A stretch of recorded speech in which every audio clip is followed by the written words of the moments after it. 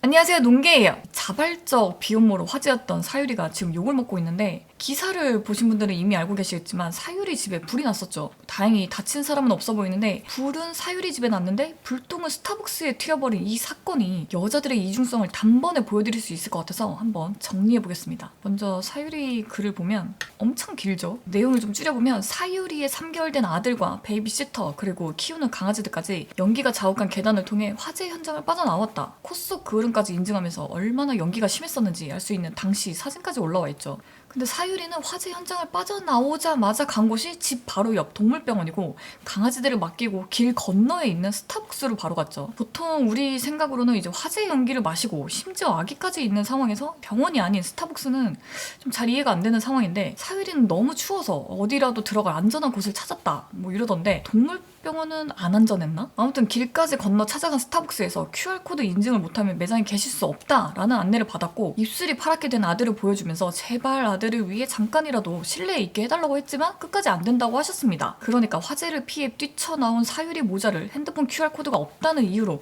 스타벅스 직원이 내쫓았다. 입술이 파래진 아기를 보여주면서 실내에 있게 해달라고 애원했지만 스타벅스 직원은 끝까지 안 된다고 한 거죠. 이건 거죠. 이게 다 거짓말이었다는 게 탄로가 났어요. 안녕하세요, 직원 본인입니다. 사과문 올린다고 하셔서 기다렸는데 사실관계에 대한 이야기가 없어서 댓글 따로 남깁니다. 아기가 있다고만 말씀하셨지 전 얼굴, 입술이 어떤지 보이지도 않았고 연기를 흡입한 것도 몰랐습니다. 결제 전에 QR, 신분증, 수기 명부 안내를 다 드렸고, 그럼 다른 곳으로 가야겠다며 직접 금방 1, 2분 뒤 나가신 거예요. 저도 화재 당시 도움 못 드린 부분 사과드렸습니다. 더 이상 저에 대한 비난글은 없었으면 합니다. 부탁드려요. 또 얼마나 욕을 갖다 박아댔으며 사유리의 사과문을 기다리다 못해 직접 본인 등판으로 비난을 멈춰달라. 그때 당시 어떤 상황이었는지 피해자가 된 직원이 직접 하는 상황까지 이르는 거예요. 이 스벅 직원에 대한 댓글 수준이 어느 정도냐면, 넌 융통성이 없음. 융통성 1도 없네. 직원 존나 융통성 없어. 직원 진짜 무슨 일이야. 융통성이 있어야지. 물 한 잔 담요 하나라도 덮어주겠다. 사이코패스 아닌가? 진짜 융통성이라군. 직원이 융통성이 없네.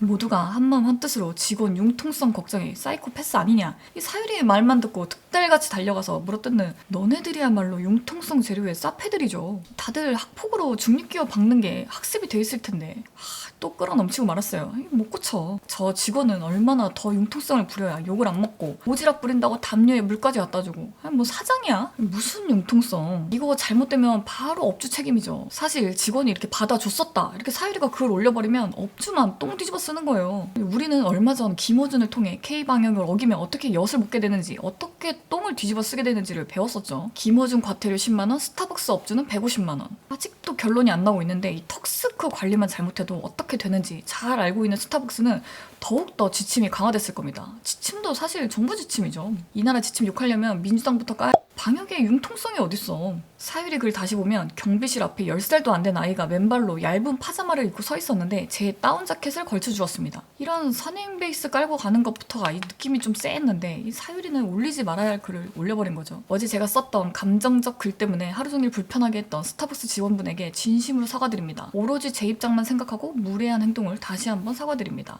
이 스벅 직원이 기다렸다던 사유리의 사과문에는 그때 당시 상황이 어땠는지 한마디 언급도 없어요. 거짓말을 인정하는 사과문이 돼버린 거죠.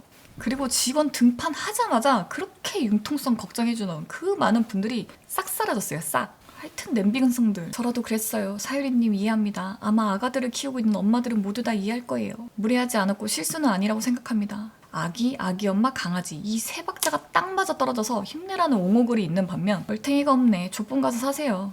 그냥 일본으로 꺼져버리면 될 것을 그렇게 불만이면 그냥 한국에서 나가라고. 제발 쪽발이 고홈. 이 문제의 본질은 또 잊어버리고 일본 여자 족본에 꽂혀 잔뜩 화가 나 있는 그녀들이 있어요.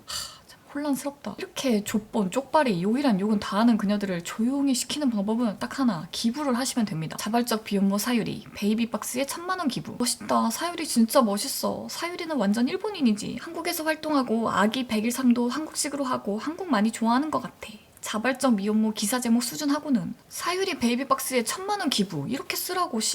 여자들은 모임을 강요당하는 느낌. 자발적 미혼모라는 말도 이상해. 굳이 저런 식으로 수식어를 붙여야 하나? 진짜 뇌없고 줏대 없죠. 기부 소리에는 족본 소리가 없어지고 국적불문 우리 편. 좋은 여자. 그 와중에도 여자라면 모임을 강요당한다는 페미임을 잊지 않는 이 단단한 그녀들. 진짜 이중성 쩔죠. 같은 여초 카페에 올라온 글이에요. 진짜 소름 돋아. 마지막으로 사유리에게 드는 의문은 동물병원에서 119에 신고할 생각을 왜 못했을까? 동물병원을 춥고 완전하지 못했을까?